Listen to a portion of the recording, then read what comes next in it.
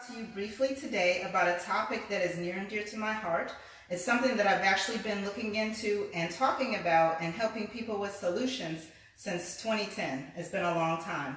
And Hosea 4:6 says, "My people are destroyed for lack of knowledge." And so I want to provide you with some statistics, some information, and then more importantly, some solutions to help you and your family to thrive in a wireless world. So first of all, electropollution, which is the radiation that we receive from cell phones, from cell phone towers, from Wi-Fi, Bluetooth, and also electronic devices, even hair dryers, that is something that is surrounding us all the time. And it's been called the deadliest toxin on the planet. Part of that is because we can't see it, we can't smell it, we can't taste it, and a lot of us can't feel it. So we really don't think about it. And that is one of the reasons why we don't really do anything about it. In terms of cell phones, we all know that pretty much everybody has one. The statistics on that is that for the year 2017, there were 4.77 billion wireless users in the world. That's billion with a B. It's expected that by the year 2019, that number will surpass 5 billion. That's a lot of cell phones. In 2016, they said that 62.9% of the population actually carried a cell phone.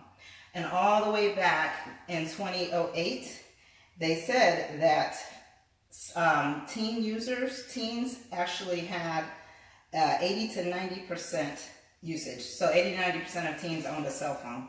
Now that was in 2008. So as of right now, I'm sure it's even higher. And the fact is that we're giving them to children younger and younger, and that we're giving them to toddlers and babies for entertainment. So with that being said, I want you to understand some of the effects of these things. In terms of people who are sensitive, who can actually feel the effects, the 5 most common symptoms would be skin irritation, such as itching, rash, flushing, burning, and sometimes tingling. A lot of times you might put your phone up to your ear, your hand starts tingling, your wrist starts tingling, your ear starts tingling. That's a sign that your body is being affected by those energies. Confusion, poor concentration, memory loss, that's something people complain about all the time. And one of the possible reasons for that could be your cell phone. Fatigue, weakness, and that's a big one with electrosensitivity. Headaches are huge. And many people, because headaches are common, they think headaches are normal. But they're not normal, they're just common. And so that's something that can be, addressed. And then finally, chest pain and heart problems can also be associated with these frequencies. The body has its own energies, its own subtle frequencies, and it's very, very sensitive, much more than we could ever imagine. Now, when you look at the booklet that actually comes with the phone, one of the first things it says is that your device is a radio transmitter and receiver. It is designed and manufactured not to exceed the exposure limits for radio frequency energy set by the FCC. Okay, well, those limits have been questioned, and every year more and more information is coming out that those limits for safety are set way too high. But even if we just went off of that, if you turn the page, it actually tells you, right here, I've got it highlighted, it tells you that those limits were tested with the device 1.5 centimeters from the body. It says a minimum of 1.5 centimeters of the body. So they're testing it off the body. They're not testing it on your ear, in your pocket, in your bra, where people actually carry the phones. We proceed on, and it says, the device may cause TV or radio interference if used in close proximity to receiving equipment. Well, I just want to let you know your body is a receiver, and your body is so much more sensitive than a radio or a TV. So all the time that you have your phone in your proximity, you're being irradiated with that. Radio frequency is in essence microwave radiation. So if you would not put your head in a microwave, I want you to think very seriously about how you utilize your phones. And last but not least, if we go all the way to the back of the book, it's highlighted right here. They really tell you the truth in plain sight, but they hide it with a couple extra things so that you don't really notice what they're saying. And it says, your device is not a toy. Do not allow children to play with it because the child could hurt themselves. They could hurt themselves and others. And then they throw in a couple extra things, damage the device or make calls that increase your bill. Well, as parents, we're much more concerned with our children's health than with our phone bills, I'm sure. This, I shared a video the other day about penetration through the brain. This is a skull, and this shows the penetration when you're talking on the phone, the penetration through an adult skull in a typical phone call. This is usually done within like a 5-minute phone call. This next one shows a 10-year-old. So the smaller the child, the thinner the bones, and the more penetration you have. You can see that that radiation penetrates over halfway through their brain. Now with a 5-year-old, it's almost all the way through. And now, like I said, we're handing the phones to babies and children so that they can hear our loved ones' voices. But I just want to urge you to do that very, very cautiously because it could be a major problem. Cell phone radiation is not going to necessarily kill you overnight. It takes years and years to become a health challenge for a lot of people. However, we're starting younger and younger, and we're using them throughout our lifetimes. They were never, ever, ever studied that way, and there's just more and more evidence mounting that it's very harmful. Way back, I think this book is dated '01. This is one of the first books that came out on cell phones. It's called Cell Phones Invisible Hazards in the Wireless Age. This is based on research by Dr. George Carlo. He was hired by the telecommunications industry to research and prove that cell phones were safe. And what he found out in his research was that he couldn't prove that. It was actually the exact opposite. So, of course, he was vilified and suppressed, et cetera, the things that still go on. This is a book that I've had since well over a decade. Invisible Threat, Risks Associated with EMFs. This book here, this is interesting because it talks about a lot of our other household gadgets too. But one thing that is very important that they talk about is that diet and nutrition play a huge impact on how your body responds to all of these threats. And basically I'm just showing you that there's a lot of resources out there, lots. This book goes through 110 questions on electromagnetic pollution from a forum at the Commonwealth Club of California. This has everything you ever wanted to know, so if you're really interested in the topic and want the research, it's all in this book, highly referenced.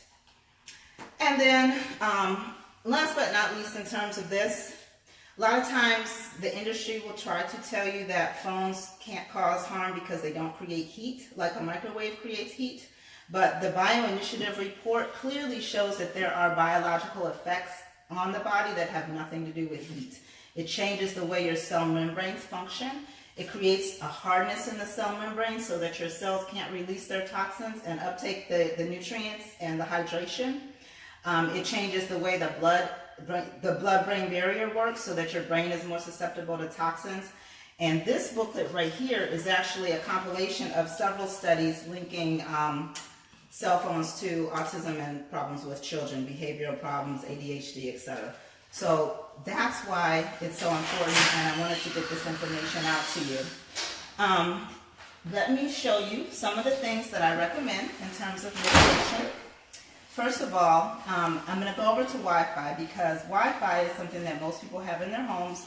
It's something that we've come to the point where we can't really live without it. So what I recommend to patients is that at least at night when your body is trying to get into its deep restorative sleep and it's trying to reheal and rebuild, turn your Wi-Fi off at night. Cannot urge you enough to do that. It's very, very important. It will make a difference. If there are periods of time where you don't need to be on devices, turn your Wi-Fi off. You're still going to be exposed to your neighbor's Wi-Fi because this is very pervasive. However, there's a relationship in the distance, how close you are to it in terms of how strong that frequency is going to be on your body. So that one is really important. Now, one of the doctors, Dr. Mercola, he's got the largest natural healthcare website.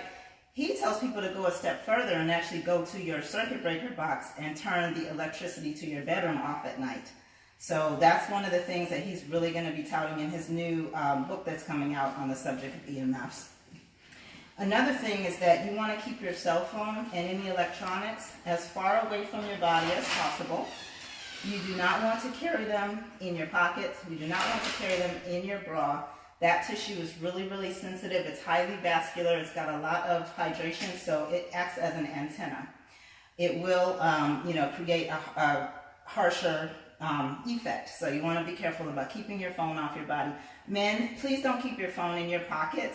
I've got a whole page full of studies right here regarding fertility, and it really affects the fertility, especially with males and even with women who are pregnant, women who are exposing their babies to a lot of electromagnetic radiation in utero. It makes a big difference. So keep it off your body. Whenever you are not actively using it, or whenever you can possibly do it, put it on airplane mode. That stops it from transmitting, and that will just cut out all possible negative effects. Whenever you hand your phone to your baby, to your toddler to play a game, put it on airplane mode. They're not going to be taking any calls, and it will stop the negative effects from that, from them holding it in their hand. We also have, I want you to avoid using your phone in situations where the signal is really low. So if you're underground, if you have a really, really poor signal, that phone is going to irradiate more as it's trying to connect with the towers. Also inside cars, it does this, inside trains, inside planes. So that's a problem. Now, one of the ways that I help people to mitigate these effects, we can never completely avoid them, but we can reduce them, and that is to use the cell phone chips. They look like this. It's simply a hologram that attaches to the back of your phone, and what it does is it stores and releases healthy frequencies that help your body to not be so stressed by those electromagnetic frequencies that are coming from the phone. So it doesn't interfere with your signal at all. It just helps your body to not respond in such a negative way. And then finally, I didn't mention always using your phone on speaker is an option, keeping it, across the desk and using it on speaker, or using a Bluetooth headset. Well, they're not blue anymore. When they first came out, they were called Bluetooth headsets. Now they generally call them air tube headsets. But what it is it's a wired headset. However, the wire stops all the way down here, and it's an air tube. So you can see the air. It's just air that transmits the sound up to your ears. But the radiation stops and is trapped by these two little beads, and so that decreases drastically the radiation that you're getting to your head. So last but not least, the last thing I want to tell you, I mentioned briefly earlier that nutrition plays a huge part in this. As these frequencies wreak havoc on your body, they start to cause DNA damage, and that's what is thought to be causing some of the cancers that are being found like 20 years after a person starts the exposures. We can work our best to prevent that by having a high level of antioxidants in our diet. So you want to make sure you're eating lots of greens. You're getting your broccoli, your cauliflower, your kale, your collards, your mixed green salads, fruits, the darker the better, your berries, blackberries, blueberries, strawberries, all of these things. In terms of your veggies, the purples are phenomenal. So purple sweet potatoes, even purple potatoes if you eat potatoes. That's one of my new ones that I've just discovered that I really like. I follow an eating plan called BALI, B-A-L-I. You can search it on Facebook, but there's lots of phenomenal recipes that you'll find that help you to increase the antioxidant level in your diet. And then I also use a fruit and veggie powder. There's several of them out there on the market. Lots of them are good. There's not just one that's good. I use this one because it's very high potency. You get a lot of the good stuff in it. But all of those nutrients just help your body to repair and recover. So that's all I have for you today. And hope that you got some good information that you can use for your family's health.